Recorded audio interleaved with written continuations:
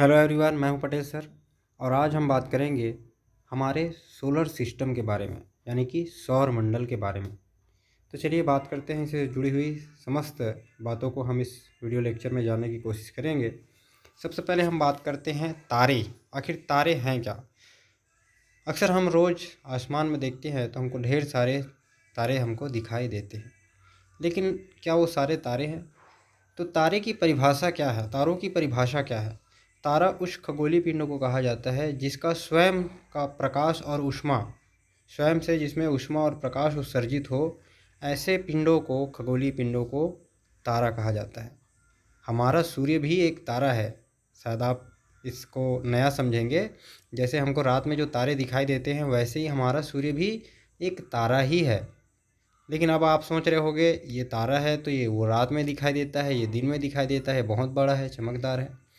ऐसा इस कारण से है क्योंकि सूर्य जो है, बाकी जो अन्य तारे हमको जो दिखाई देते हैं उससे बहुत ही, हमारे पृथ्वी के बहुत पास में है, बहुत ही करीब है उन तारों की अपेक्षा, जिसके कारण से ये बहुत ज़्यादा चमकीला होता है। और जब दिन में ये सूर्य जब उगता है, हमको दिखाई देता है हमारी ओर, तो बाकी अन्य जो तारे हैं उनके जो प्रकाश है बहुत फीका हो जाता है, जिसके कारण से वो दिन में हमें दिखाई नहीं देता। जैसे ही सूर्य हमारे पृथ्वी के दूसरे छोर में चला जाता है, छिप जाता है और रात्रि होती है, तो फिर से वो बाकी तारे जो है दिखाई देता है। ओके, तो चलिए अब हम बात करते हैं सूर्य के बारे में।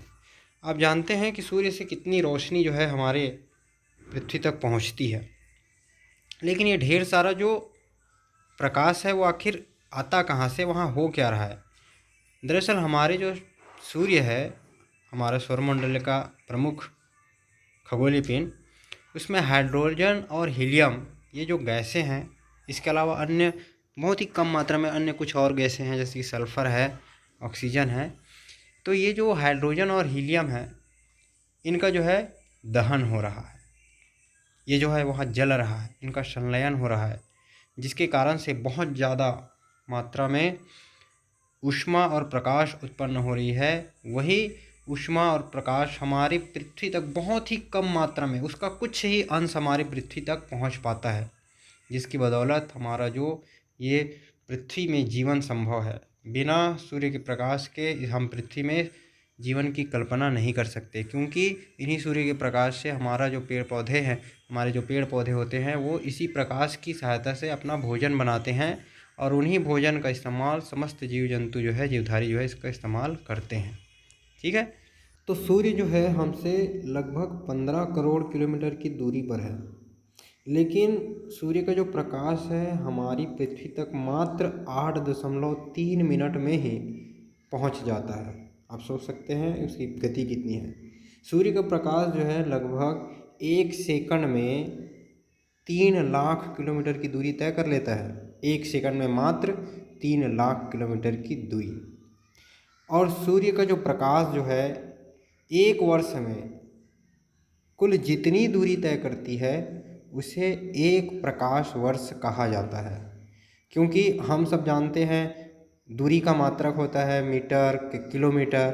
तो किलोमीटर, उसके बाद हमको जब इतने दूरी के तारों का गणना करना है वो कितने दूर है, तो उसके लिए 1 प्रकाश वर्ष का मापन किया जाता है। यानी कि सूर्य का प्रकाश 1 वर्ष में जितना दूरी तय कर लेता है, उसे 1 प्रकाश वर्ष कहा जाता है। 1 प्रकाश वर्ष का जो मान होता है 9.46 इंटू 10⁻12, इतने को 1 प्रकाश वर्ष कहा जाता है। हमने तारों के बारे में तो जान लिया कि जिनमें स्वयं का ऊष्मा और प्रकाश हो, उसे तारे कहते हैं। अब हम बात करते हैं तारामंडल के बारे में। तो तारामंडल क्या होता है? कुछ तारों के जो समूह हैं, जो पास पास होते हैं, उन समूहों को देखने से वो कुछ सुंदर आकृतियाँ दिखाई देती है। इन सुंदर तारों के समूहों को ही तारामंडल कहा जाता है। जैसे कि ये 7 तारे आप देख रहे हैं, ये 7 तारे के समूह को देखकर हमें ऐसा लगता है कि ये 7 ऋषि मुनि जो है कहीं जा रहे हैं, तो इस कारण से इसका नाम रख दिया गया है सप्त ऋषि तारामंडल। उसी प्रकार से हम देखें, यहाँ पर एक तारामंडल जैसे देख रहे हैं आप इसको, ये मृग के समान दिख रहा है, इस कारण से इसको मृग तारामंडल भी कहते हैं। या इसके अलावा इसको शिकारी तारामंडल भी है, शिकारी के जैसे भी दिख रहा है तो शिकारी तारामंडल या काल पुरुष तारामंडल के नाम से भी इसको जाना जाता है। उसी प्रकार से तो दोस्तों ऐसे ही सूर्य के जैसे हमारे इस अंतरिक्ष में अरबों और खरबों तारे हैं। इन अरबों खरबों के तारों के समूह को, ग्रुप को आकाशगंगा कहते हैं। और ऐसे ही कई ढेर सारे हजारों आकाशगंगाएं हमारे इस ब्रह्मांड में हैं। तो आप सोच सकते हैं कि हमारा ब्रह्मांड जो है कितना विशाल है, हमारी कल्पना से भी कितने परे हो सकता है ये। तो चलिए आज हम यहाँ पर लेकिन सौरमंडल की हम अपने सौरमंडल के बारे में, सौर परिवार के बारे में बात करेंगे। तो हमारे सौर परिवार का सबसे प्रमुख जो सदस्य है वो है सूर्य। और इसी सूर्य के चारों ओर हमारे जो बहुत सारे जो ग्रह हैं, उपग्रह हैं, ग्रहिकाएं हैं, वो हमारे इस सूर्य का चक्कर लगाते हैं। तो हम क्रमशः जानेंगे हमारे सौर मंडल के सदस्यों के बारे में। हमारे सौर मंडल में, सोलर सिस्टम में 8 ग्रह हैं, 8 प्लैनेट हैं। ग्रह, तो हम यहाँ पर पहले ग्रह की परिभाषा भी जान लेते हैं। ग्रह उस खगोलीय पिंड को कहा जाता है जो सूर्य की परिक्रमा करता है, उसे ग्रह कहते हैं। ठीक है। और उपग्रह किसे कहते हैं? जो ग्रह की चक्कर लगाता है उसे उपग्रह कहते हैं।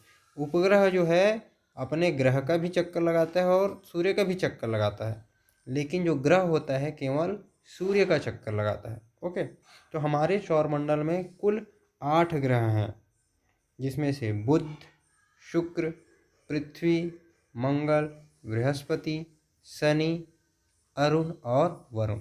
तो चलिए जानते हैं बुध ग्रह के बारे में।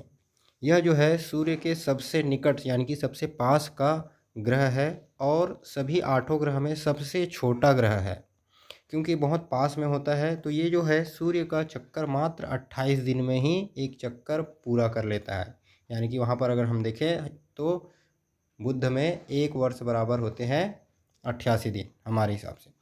और अगर हम देखें तो बुध जो है, इसका जो त्रिज्या है 2439 किलोमीटर, ये जो है हमारी चंद्रमा से थोड़ी सी बड़ी है और अभी तक इसका कोई उपग्रह प्राप्त नहीं है। तो ये थी बुध के बारे में। अब बात करते हैं हम शुक्र ग्रह के बारे में। तो शुक्र ग्रह जो है हमारे सौरमंडल का दूसरा ग्रह है। इसका जो त्रिज्या है लगभग 6052 किलोमीटर है, जो कि लगभग हमारी पृथ्वी के त्रिज्या के जैसे है। क्योंकि हमारी पृथ्वी के आकार जितनी ही है लगभग, इस कारण से इसको पृथ्वी की बहन भी कहते हैं। शुक्र ग्रह में वायुमंडल का बहुत ही घना वायुमंडल पाया जाता है। इसमें लगभग 96% जो है 96% कार्बन डाइऑक्साइड और 4% नाइट्रोजन, इनके अलावा बहुत ही कम मात्रा में अन्य गैसें होती है। शुक्र ग्रह जो है 225 दिनों में सूर्य का एक चक्र लगा लेता है।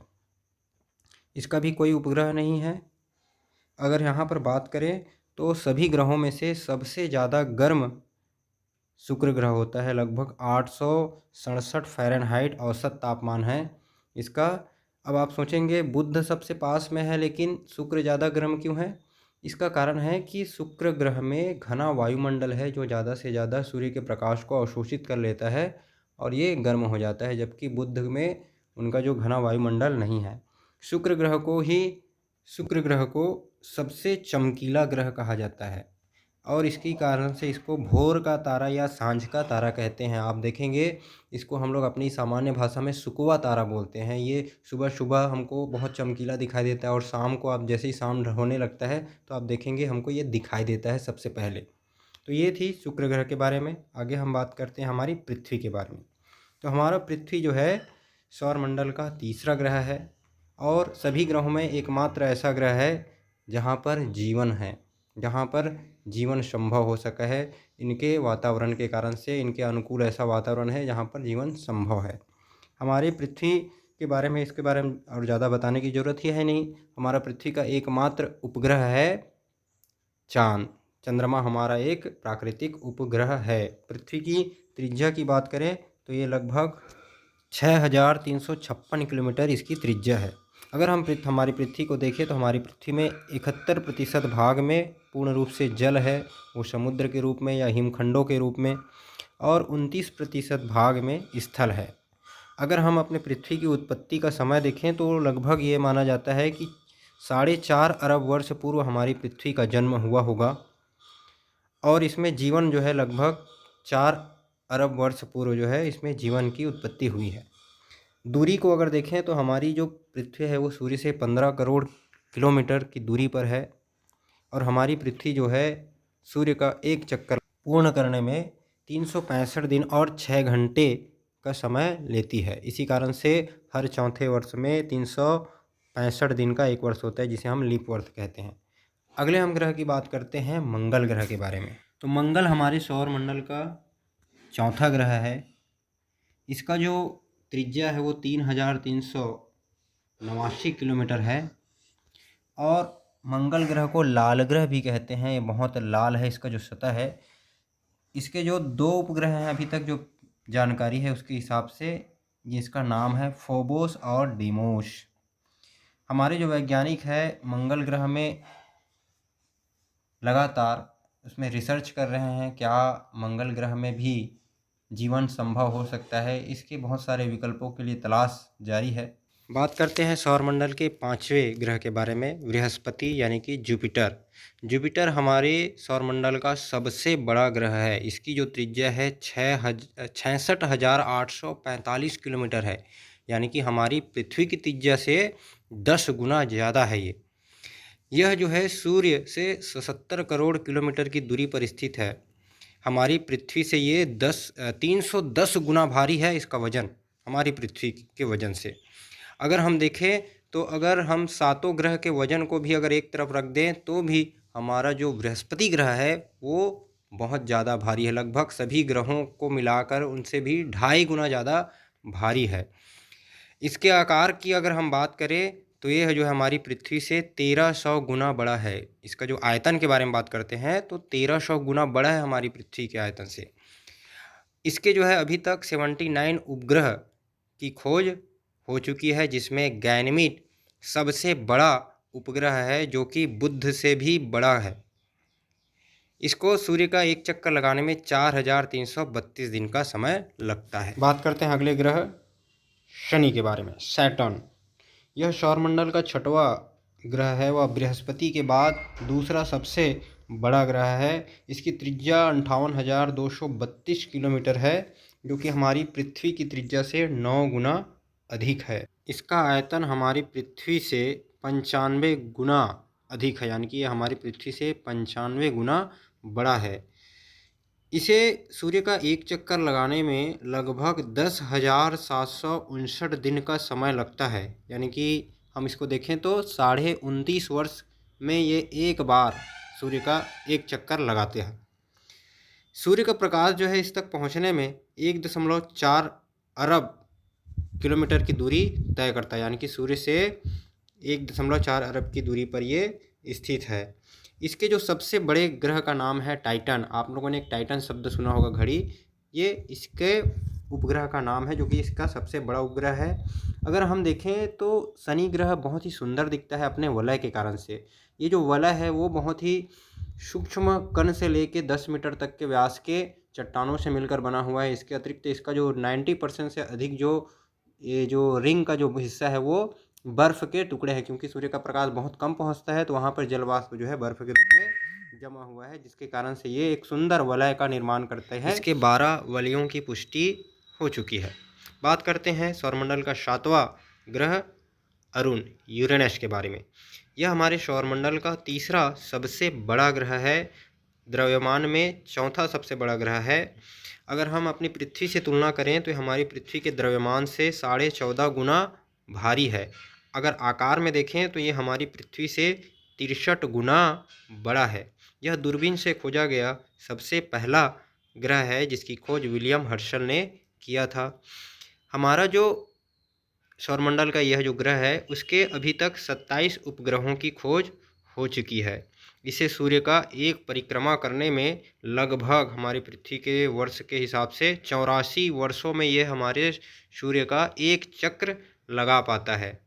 अगर दूरी के अनुसार अगर देखें तो यह सूर्य से 3 अरब किलोमीटर दूर स्थित है। मंडल के अंतिम ग्रह के बारे में, इसका नाम है वरुण। इसे नेपच्यून भी कहते हैं।